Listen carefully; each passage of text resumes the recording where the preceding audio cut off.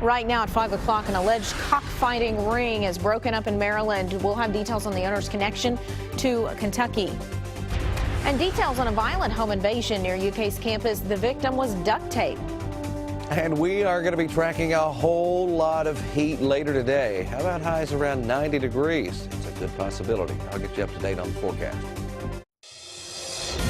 Tracking, alerting, protecting. This is WKYT This Morning. Good morning and welcome into you. It is Thursday, June 11th. I'm Rebecca Smith. Bill Bryan is off. And in today for us is Jim Caldwell, who's got a look at weather. He's in for Micah. Glad to have you. I'm glad to be here and glad to be inside for most of the day because it is going to get hot out there. Daytime highs up to right around 90 degrees for us today.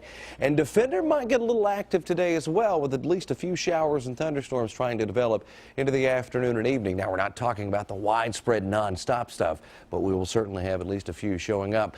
We look at our 24-hour planner. We look at 7 o'clock this morning, around 68. By noontime, we're already in the mid-80s.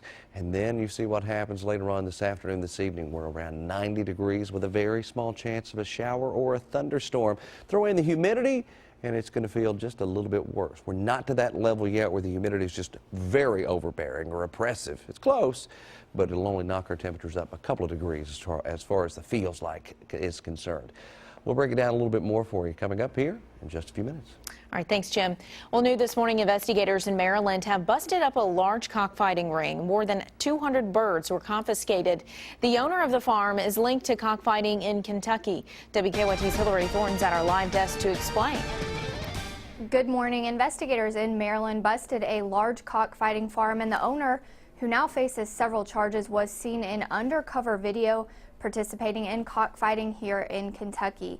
The video from back in 2010 shows Ethan Harmon as two roosters with sharp artificial spurs fight to their death in a ring as spectators place bets. Harmon's property in Maryland was searched this week, and police say with the help of the U.S. Humane Society, more than 250 birds were confiscated. Investigators say hundreds of birds were bred and sold at the property only to be used in cockfighting. Police say on Harmon's Facebook page they found pictures showing him covered in feathers, posing with his winnings, admitting he is a cockfighter and advocating for its legalization. Harmon now faces 67 counts of animal cruelty and 22 charges for possession of cockfighting paraphernalia. He is being held on a $1.5 million bail. At the live desk, Hillary Thornton, WKYT. Well, after a violent week in Lexington, a man is in jail charged with murder. Police arrested 21-year-old Jermaine Anderson on Sunday. They say he shot and killed Montez Graves that night on Whitney Avenue and injured Freddie Spillman. The two men are brothers. Their uncle, Ronnie Graves, was also shot and killed hours just one street over on Charles Avenue. No arrests have been made in that case. New this morning, we're tracking a crime alert near UK's campus. A man says he was duct taped and robbed this morning by two gunmen. Very scary situation for him, it sounds like. WKYT's Mark Barber live in Lexington. Mark, have police made any arrests in this? Good morning, Rebecca. Police have not made any arrests yet. They say they are still searching for the two people who attacked a 24-year-old in his home here on Aylesford Place.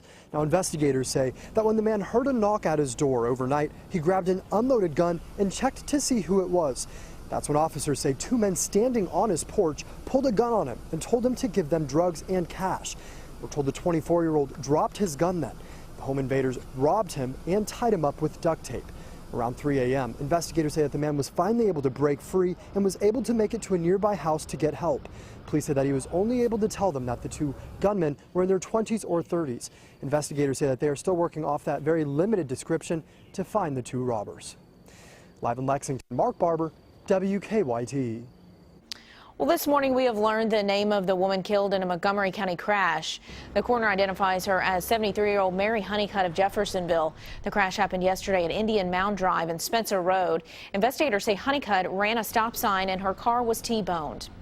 New this morning, 3 people were hurt when police say a suspected drunk driver caused an overnight crash.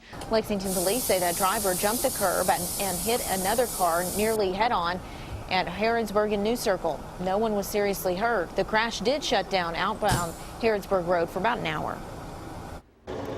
A Lexington road's back open this morning after a crash left it flooded. Two cars crashed last night on Clays Mill Road near Pasadena. Police say one of the cars hit a water main, causing a major leak. Clays Mill Road had to be closed for quite some time while the crews made repairs there. A Pulaski County Fire Department is without one of its fire trucks because of a crash. Pulaski County Public Safety Director Tiger Robinson tells us the truck was on the scene of a vehicle fire when another car on the Cumberland Parkway didn't stop and hit the fire truck. No one was seriously hurt, but investigators say the fire truck is a total loss. And the manhunt for two convicted killers who used power tools to break out of a maximum security prison in New York expanded to Vermont yesterday. And now there are reports of activity back near the town of Don Mara. Don Champion reports from Essex, New York, where officials are following hundreds of leads. You're aware of the escapees from New York, right? Authorities in Vermont pounded the pavement late into the night, handing out wanted posters. They're both in there for doing murders. Yeah, they're not nice people. And searching campgrounds for fugitives Richard, Matt, and David Sweat. We've had plenty of people approach us that we don't know. It's just what you do in a campground. Now, 6 days in, the hunt for the fugitives has crossed state lines and grown more intense. They are killers, they are murderers. There's no reason to believe they wouldn't do it again. Investigators have expanded their search to the border of New York and Vermont after learning the inmates talked about how there would be less police on the ground to search for them. We have information that suggests that they thought that New York was going to be hot, Vermont would be cooler in terms of law enforcement. CBS News has learned Joyce Mitchell, an employee at the facility, was allegedly supposed to pick up the prisoners after they broke out. Instead, officials say Mitchell sought treatment for a panic attack. So far, she has not been named a suspect. Don Champion, CBS News, Essex, New York.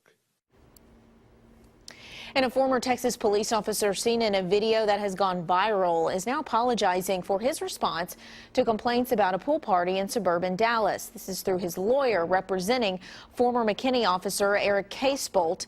Through that lawyer, her press conference yesterday, he acknowledges that his emotions got the better of him. His attorney said Casebolt had handled 2 suicide calls earlier in the day.